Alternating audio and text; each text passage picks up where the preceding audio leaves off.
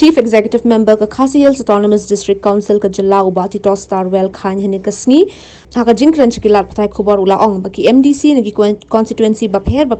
kiriban wan chakamat ban penslur ki pan nong shong shnong bakin ayu tika yadano COVID burula ong ruba un panjing thoru shaka DC bakan boye ka jaka IT ka District Council knam ki MDC bat ki nong tre ka KHADC ki niyoban ayu niu tika yada COVID. Berkabenta ka ba kongsan ka bangile keren kalong halor ka jinglong jingman jung ka situation hangi apo ka district ka jung kamtam apo shilong aga jingide ba COVID-19 menin ngala attend ne apo ka meeting ka belafat duksin ministan aga bala kentu yangi kuki nomi kaman bangide ban mi syakmat ban pensluri yaki paiba bakin let nakabenta ka vaccination tinggal rai ba nakalian ka council ngintho cha komble kren min meeting ba ngintho cha deputy commissioner bakin set up ya ka vaccination center ane po council nang baki MDC baki non trade ka council kin yo ya kalat bakin ai ya ka injection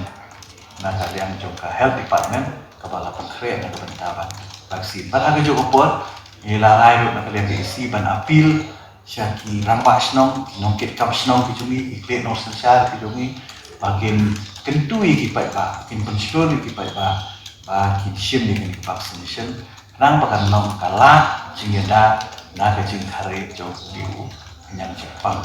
dan kalian ke jonga ka meeting go menden ru la himat sangkar ba ngimde ban nyele kat bala ban kiar na ka lockdown maka sakta yang beri tak tangki baik ba dan raya juga pun nak kalian kejungi ke council ru ni kentu i bisnong ki thau kin long ki bahusian kin long ki ba pengor ba kinumyo panumyo caka ya ke jing saprian nang Jepang dah ban bot nanti ya ki SOP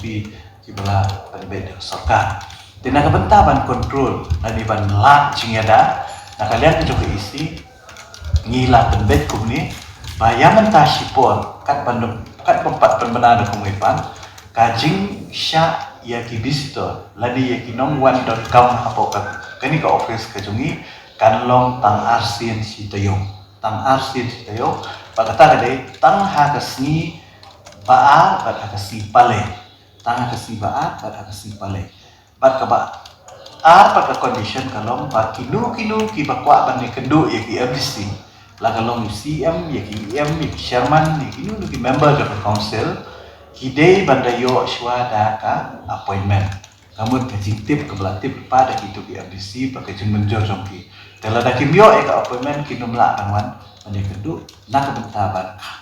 yada nak bentaban ya long ban husiar nak jeng proy jong liu nyang Jepang